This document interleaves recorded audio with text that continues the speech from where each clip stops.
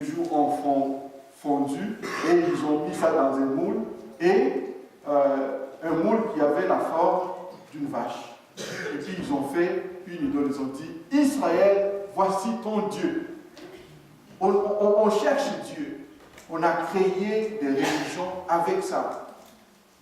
Frères et sœurs, et Dieu a vu, Dieu voit combien nous sommes démenés dans la recherche de voies et moyens pour retourner vers Dieu. Encore une fois, Dieu saint est resté là, l'homme pécheur est resté de notre côté.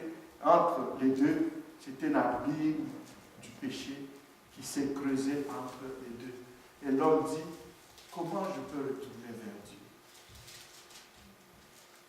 Il va se dire, peut-être si je jeûnais beaucoup, je vais retourner vers Dieu. Peut-être si je priais beaucoup, ou si je prêchais bien, je vais retourner vers Dieu. Tout ça, ce sont des moyens pour retourner vers Dieu. Mais aucun de moyens n'est assez suffisant pour nous ramener vers le Dieu saint. Il est tellement saint, qu'il n'y a rien. Tout ce que nous faisons est entaché de péché. Tout ce que nous faisons, c'est comme si, malgré notre bonne intention, quand un enfant ou quelqu'un qui veut rendre une assiette propre, si la personne utilise des mains qui sont sales, de l'eau qui est sale, tout ce que vous réussirez à faire avec votre assiette, c'est déplacer la saleté d'un point vers l'autre. Parce que tout ce que vous avez est sale. Dieu voit notre recherche du salut. Et Dieu a dit, l'homme n'y arrivera pas par lui-même.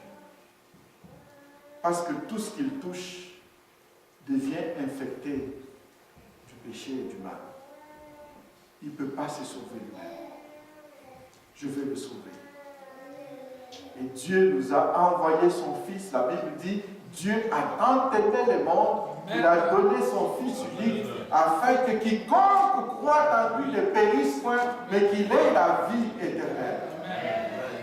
Quand Jésus est venu, frères et sœurs, il s'est étendu entre le Dieu saint et l'homme pécheur comme un pont.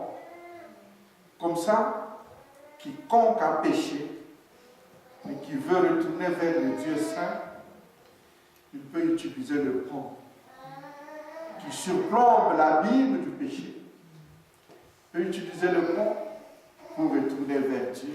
Et c'est ce que ce texte dit. Je le répète encore, Romains chapitre 3, verset 21, dit, mais maintenant sans la loi est manifestée la justice de Dieu, à laquelle rendent témoignage la loi et les prophètes, justice de Dieu par la foi en Jésus-Christ pour tous ceux qui croient, et il n'y a point de distinction. Amen. Car tous ont péché et sont privés de la gloire de Dieu. Et ils sont gratuitement justifiés. Alléluia. Amen. Comment ne pas être heureux? Je suis gratuitement justifié par la grâce de Dieu, par le moyen de la rédemption qui est en Jésus-Christ. Le 25 dit, c'est lui, c'est Jésus. C'est lui et lui seul. Il n'y a pas d'autre, frères et sœurs. C'est lui et lui seul que Dieu a destiné par son sang à être pour ceux qui croiraient victime propitiatoire. Afin de montrer sa justice, parce qu'il avait laissé impunis les péchés commis auparavant au temps de sa patience, afin, dis-je, de montrer sa justice dans les temps présents, de manière à être juste, tout en justifiant celui qui a la foi en Jésus. Je ne sais pas si nous avons conscience de ce que ça veut dire, frères et sœurs. Justifier, ça veut dire déclarer par Dieu le juste saint. C'est lui qui peut vraiment juger. Dieu sur son trône de juge. il te regarde et il dit, par ta foi en Jésus, mon Fils, je déclare solennellement, un décret divin est écrit de manière solennelle. On dit, José Mbala est acquitté. Alléluia. Il est justifié. Amen. Il est déclaré juste devant Dieu. Vous le regardez, vous dites, je le connais, il avait menti hier. Vous le regardez, vous dites, comme quelques frères et sœurs m'ont dit dans les dernières semaines, il est fâché. Il est méchant. Il est méchant. Vous dites ça pendant que vous le dites. Le juste juge lui regarde et dit, il est justifié. Alléluia. Acquitté. C'est ça la source du bonheur, frère et sœur. Moi, je suis conscient de mes limites. Je suis conscient, oui, c'est vrai, quand on dit il était fâché, oui, j'étais fâché. Quand on dit oui, il avait fait du mal, oui, c'est vrai, je l'ai fait, je le reconnais. Et j'ai cru en Jésus. Je m'accroche à lui, j'ai dit, Seigneur, je ne peux pas me sauver, sauve-moi. Et Jésus m'a sauvé, il m'a fait grâce. Regardez ce qu'il est dit au verset 24. Et ils sont, en fait, qu'est-ce que j'ai payé? La Bible dit, ils sont gratuitement justifiés. C'est gratuit, frères et sœurs, jusqu'aujourd'hui. Mais Dieu réserve un temps. Jusqu'aujourd'hui, c'est encore gratuit. C'est pourquoi dans Hébreu, il est dit, craignons donc, frères et sœurs.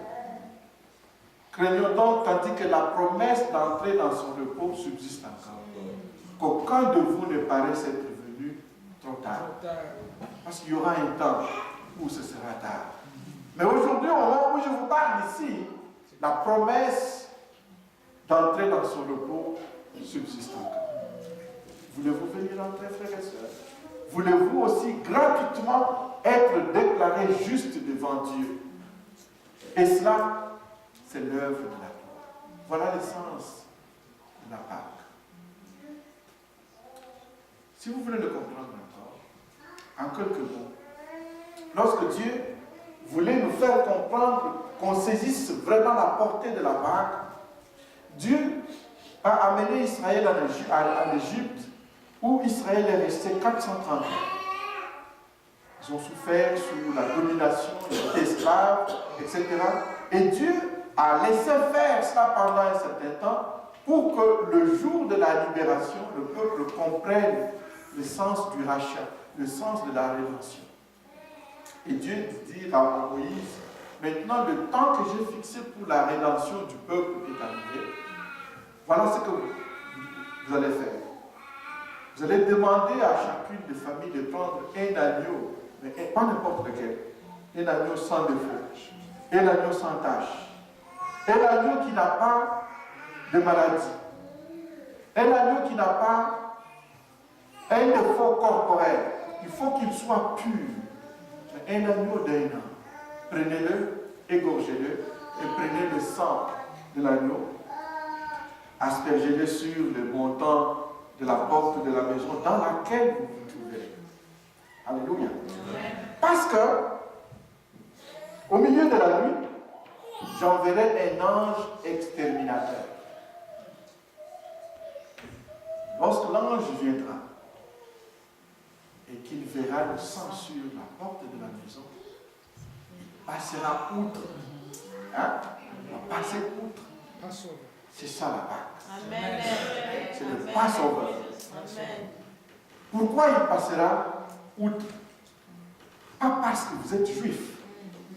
Il ne passera pas outre parce que vous êtes beau et que vous avez de belles lunettes, que vous avez fait de beaux cheveux, que vous avez des costumes. Il ne passera pas outre parce que vous êtes vous. Non, il va passer outre parce qu'il verra le sang. Alléluia. Il verra le sang et il passera outre. Je le dis toujours, frères et sœurs. Ce jour-là, frères et sœurs, si un Égyptien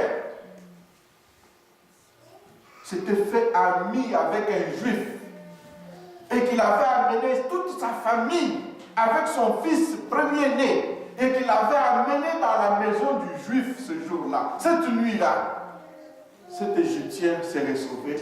Son fils premier-né aurait été épargné parce que la condition n'était pas l'ange exterminateur verra les Juifs et il passera outre. Non. Si tout le ramassis de ces personnes qui étaient aussi à l'Égypte, par amitié peut-être pour une famille juive, étaient venus leur rendre visite et qu'il se faisait tard, il n'y avait pas, ils ont raté les demi-autobus pour rentrer chez eux. Et que là, le juif a dit, ben, écoutez, nous en fait, Moïse nous a dit de faire ça, ben écoute, vous pouvez rester quand même si vous dormez là, juste à côté, au salon. Ce jour-là, ils allaient aussi être préparés. Parce que la condition de Dieu était, je verrai le sang et je passerai par-dessus vous. Alléluia. Amen. À la croix du Calvaire, le sang du Fils de Dieu a coulé, le sang du rachat, le sang de l'alliance nouvelle et éternelle, versé pour nous et pour la multitude en rémission de péché. Le sang du Fils de Dieu a coulé et le Seigneur a dit, tous ceux qui croient en Jésus.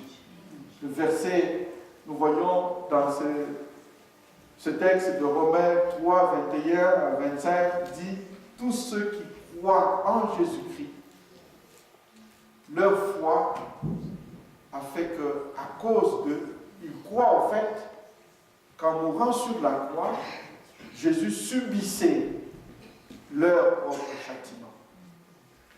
Qu'en étant cloué à la croix, les justes est en train de mourir pour des injustes. Il croit que Jésus, en étant cloué à la croix, il portait sur lui l'iniquité de tous. Vous savez, le texte dit que Dieu avait laissé impuni le péché du passé. Hébreux chapitre 10, verset 4, nous dit ceci. Hébreux chapitre 10, verset 4 dit, car il est impossible que le sang de taureau et de bouc ôte le péché. Mais le sang de taureau et de bouc, c'est le symbole, c'est tout ce qui a été pratiqué pendant des siècles et des siècles en Israël. Lévitique, le livre de Lévitique nous présente comment le sacrifice devait être fait. N'est-ce pas? Il y a à peu près 5 types de sacrifices dans le livre de Lévitique. Si quelqu'un a péché, il devait amener une bête au temple. Cette bête pouvait être une vache, un taureau, un mouton, un chevreau, etc. Et on dit même que si c'est toute la communauté qui avait péché, on amenait un taureau, les anciens qui représentaient la communauté venaient imposer leurs mains sur la tête du taureau et ils confessaient tout le péché du peuple juif. Seigneur, nous avons menti. Seigneur, nous avons été adultères, nous avons tué, nous avons été désobéissants, nous avons fait... Ils confessaient tous les péchés et symboliquement, le péché d'Israël était porté par ces taureaux. On égorgeait le taureau, on recueillait le sang et on l'amenait dans le temple, dans le lieu saint, où le sang était aspergé. En d'autres termes, une bête mourait à la place des humains. Dieu a toléré cela. Frères et sœurs, ce n'était pas juste, n'est-ce pas? Parce que, c'est moi qui ai péché, mais c'est une bête qui meurt à ma place. C'est injuste pour la bête, n'est-ce pas? Si elle veut parler, elle dit, mais pourquoi cet acharnement contre moi? Qu'est-ce que j'ai fait? J'ai rien à voir avec vos péchés. C'est vous qui avez péché. 2. Pourquoi c'est injuste? Si vous acceptez que cela est juste, frères et sœurs, ça veut dire que tu as vraiment la valeur d'une bête. C'est toi qui pêches, mais c'est une bête qui meurt à ta place. Si cela était juste, ça veut dire que tu es une bête. Ça veut dire que tu as la valeur de la bête. Ce n'est pas normal. N'est-ce pas? C'est pour cela, la Bible dit, c'était impossible que le sang de taureau et de bouc enlève le péché. C'était impossible. Mais Dieu a toléré ce principe-là parce qu'il informait le peuple que jusqu'à ce qu'il y ait le vrai agneau de Dieu, qui n'est pas un agneau, mais qui est un être humain comme vous, mais qui est aussi Dieu. C'est pourquoi dans le verset 25, il est dit, c'est lui, c'est Jésus, que Dieu a destiné par son sang à être, pour ceux qui croiraient, victime propitiatoire. Propitiatoire, il y a cet adjectif propice, c'est-à-dire être favorable, être agréable. Aujourd'hui, Dieu m'est favorable. Alléluia. Alléluia. Donc Jésus, il était destiné à être, pour ceux qui croiraient, victime propitiatoire, afin de montrer sa justice, parce qu'il avait laissé impunis les péchés commis auparavant au temps de sa patience. C'est pour cela, l'agneau de Dieu qui ôte le péché du monde, c'est Jésus-Christ. Peuple de Dieu, je veux vous inviter à vous lever. Peut-être que vous avez déjà fait, vous avez cru en Jésus. Peut-être que vous avez cette foi en lui et vous êtes justifié, vous êtes déclaré juste comme moi. Mais peut-être aussi qu'il y a quelqu'un au milieu de nous qui ne l'a pas encore fait. Peut-être que cette joie d'être déclaré juste par les justes juges, vous ne la connaissez pas encore. Peut-être que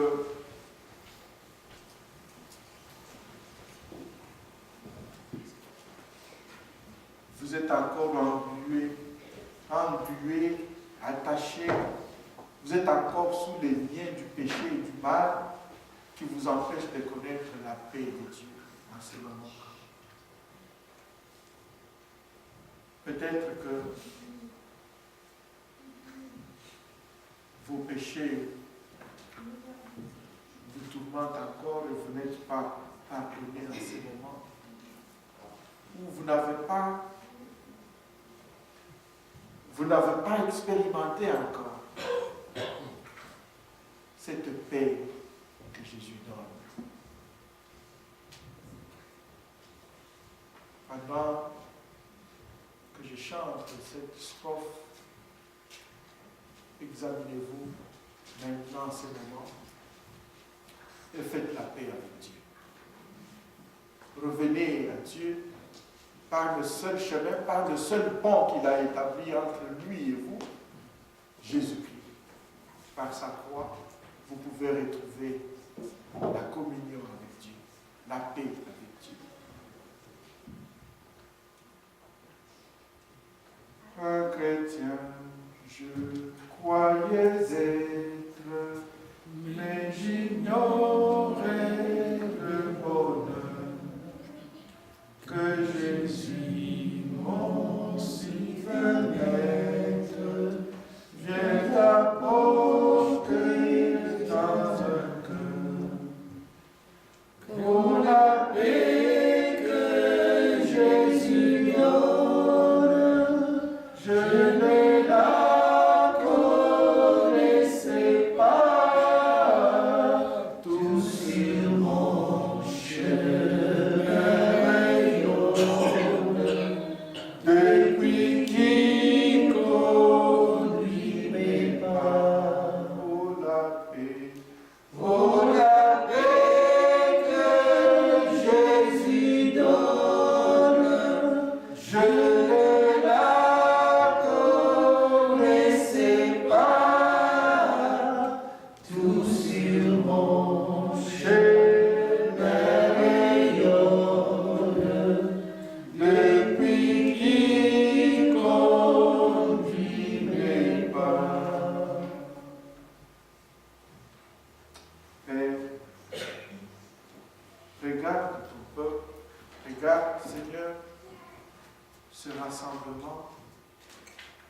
qui sondes le cœur et les reins, tu connais qui t'appartient et qui ne t'appartient pas encore.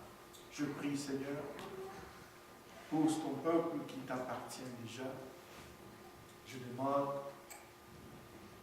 que ton esprit, Seigneur, vienne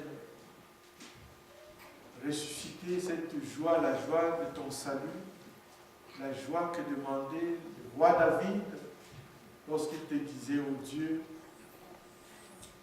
renouvelle en moi, Seigneur, un esprit nouveau et donne-moi, ne m'enlève pas, Seigneur, la joie de ton salut. Je prie pour ton peuple qui te connaît, Seigneur.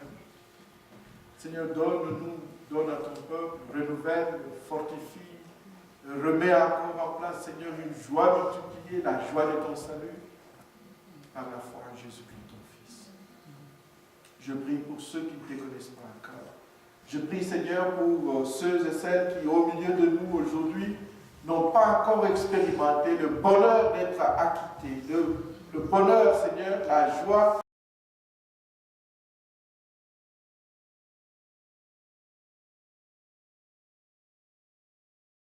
Les paroles entendues, Seigneur, saisissent et touchent le cœur par l'œuvre de la présence du Saint-Esprit qui convainc de péché, de justice et de jugement. Que ton Esprit, Seigneur, ramène tout cœur repentant vers toi. Tout cœur, Seigneur, qui n'expérimente pas, Seigneur, la repentance en ce moment. Je prie au Dieu que la conviction de l'Esprit continue de travailler. Merci, Père, de le faire parce que ce que nous te demandons est conforme à ta volonté. Merci de le faire, Seigneur, parce que je sais, oh Dieu, que nul de tous ceux qui nous ont suivis et ceux, Seigneur, qui nous suivront encore, Seigneur, plus tard en écoutant ces messages sur YouTube, nous prions au Dieu Tout-Puissant que le cœur soit saisi, que le cœur soit touché, que le cœur soit ramené à toi. Oh Seigneur, donne-nous tous, oh Dieu, d'expérimenter la joie de la Pâque. Que l'essence de la Pâque nous soit enseignée par ton Esprit. Demandons, Seigneur, que ta paix nous accompagne.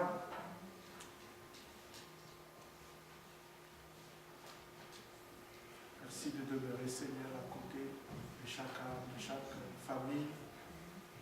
Merci pour le bonheur de te connaître. Au nom de Jésus, nous avons ici prié.